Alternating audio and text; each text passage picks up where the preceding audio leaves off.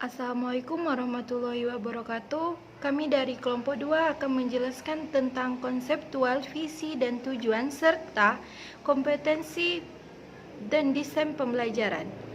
Saya penyaji kedua Dirare Puja akan menjelaskan tentang visi dan tujuan dari pembelajaran bahasa Indonesia. Sebelumnya saya berterima kasih kepada Profesor Dr. Hasna Faiza karena telah membimbing dalam perkuliahan dan memberikan saya materi.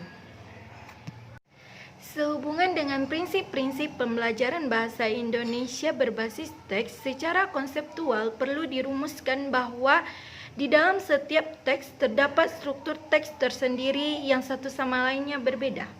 Dengan demikian, semakin banyak teks dalam bentuk genre makro yang dikuasai oleh sivitas akademik, maka semakin banyak pula struktur berpikir yang dapat mereka gunakan dalam kehidupan sosial dan akademiknya di masyarakat, baik secara nasional maupun global.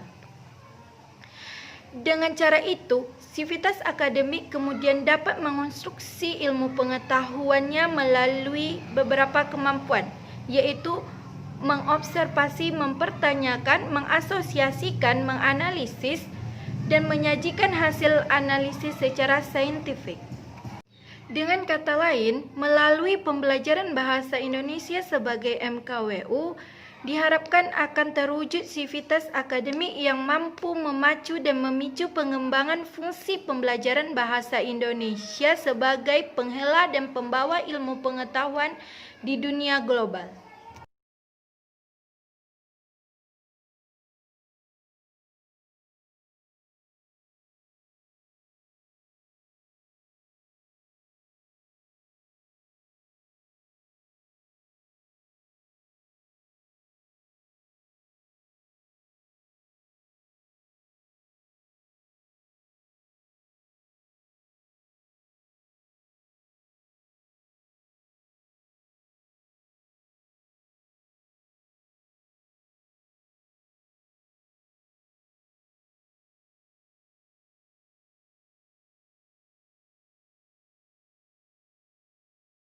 Sivitas akademik menjadi penting karena kehidupan kampus secara umum harus menjadi cermin perilaku berbahasa Indonesia yang baik, sebagaimana dampak dari pembelajaran bahasa Indonesia di dalam kelas.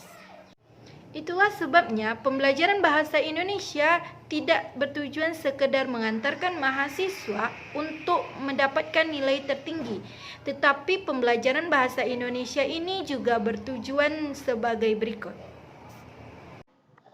Yang pertama, menumbuhkan sikap mental sivitas akademik, di mana sivitas akademik ini mampu mengapresiasi nilai-nilai bahasa Indonesia sebagai simbol kedaulatan bangsa dan negara. Yang kedua, memberikan pemahaman dan penghayatan atas keberadaan bahasa Indonesia, di mana bahasa Indonesia ini adalah sebagai bahasa pemersatu dan bahasa ipteks. Yang ketiga, menyiapkan sivitas akademik, di mana sivitas akademik ini mampu menganalisis permasalahan dan mencari solusi terhadap persoalan kehidupan bermasyarakat, berbangsa, dan bernegara melalui pembuatan dan penggunaan teks. Yang keempat, mengembangkan keterampilan berkomunikasi secara akademik baik dalam bentuk bahasa Indonesia secara lisan maupun tulisan untuk pengembangan ipteks dan tatanan dunia global. Hanya itu yang dapat saya sampaikan dan jelaskan. Lebih dan kurang saya mohon maaf. Assalamualaikum warahmatullahi wabarakatuh.